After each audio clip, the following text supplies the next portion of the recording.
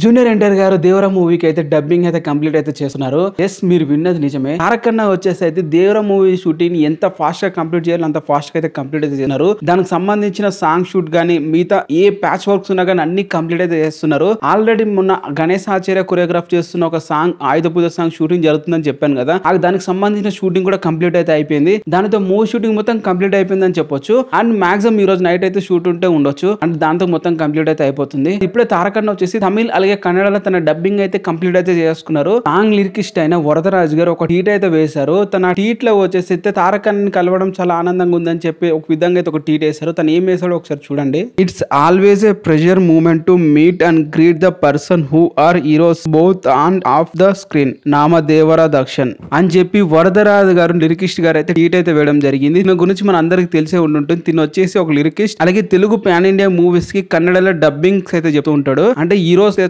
Dubbing అయితే చెప్పిస్తాడు అనమాట. ఇప్పుడు ఒక లాంగ్వేజ్ మనం చెప్పాలంటే అంత ఈజీగా మనం వెళ్ళి పేపర్ చూసి డబ్బింగ్ చెప్పలేం కదా. ఒక వర్డ్ ప్రొనౌన్సియేషన్ కి అండ్ ఆ వర్డ్ ఎలా చెప్పాలన్నదానికి పక్క ఒక డబ్బింగ్ ఆర్టిస్ట్ లేకుంటే ఒక డబ్బింగ్ కన్నడ బాగా తెలిసిన వారు ఉండాలి. కాబట్టి వరదరాజు గారు మనకి RRR మూవీ కూడా జూనియర్ ఎన్టీఆర్ డబ్బింగ్ అయితే చెప్పించాడు. ఇప్పుడు దేవర మూవీ కూడా వరదరాజు గారి తారక్ అన్నకి అయితే డబ్బింగ్ అయితే చెప్పించాడు అనమాట. సో ఈ రోజు అయితే తమిళ అలాగే కన్నడ డబ్బింగ్ అయితే కంప్లీట్ అయితే అయిపోయినాయి. ఇంకా హిందీ అలాగే మలయాళం చెప్పకపోవచ్చు, బట్ తెలుగు హిందీ డబ్బింగ్స్ అయితే బ్యాలెన్స్ అవుతున్నాయి. అవి రేపు ఎల్లుండి అయితే కంప్లీట్ అయితే చేస్తారు. దీనితో తారక్ అన్నకు సంబంధించిన పాట మొత్తం అయితే కంప్లీట్ అయితే అయిపోతుంది. ఇంకా మూవీ మనకి పోస్ట్ ప్రొడక్షన్ జరగాలి. ఇంకా దాని గ్రాఫిక్స్ అన్ని ఆల్రెడీ ఎప్పటి నుండో జరుగుతున్నాయి కాబట్టి ఇంకా మనకి పెద్దగా రిలీజ్ కి ఎలాంటి సమస్య అయితే ఉండదని చెప్పొచ్చు. అండ్ తిను వచ్చేసి తారక్ అన్నని మళ్ళీ ఎందుకు కలిశారంటే దేవర మూవీ కోసం డబ్బింగ్ కోసం కలిశారు. తన దగ్గర అయితే డబ్బింగ్ కి ఎలా డైలాగ్స్ ఎలా ప్రొనౌన్స్ చేయాలి అండ్ వర్డ్, ఇప్పుడు ఒక డైలాగ్ మనం చెప్తున్నాం అంటే ఆ డైలాగ్ జనాలకి కనెక్ట్ అవ్వాలి. ఇప్పుడు తెలుగులో మనం ఏ పవర్ఫుల్ లాంగ్వేజ్ లో ఏ పవర్ఫుల్ బేస్ తో చెప్తున్నామో కన్నడలో కూడా అదే పవర్ఫుల్ బేస్ అదే కమ్యూనికేట్ అవ్వాలి జనాలకి, ఆడియన్స్ కి.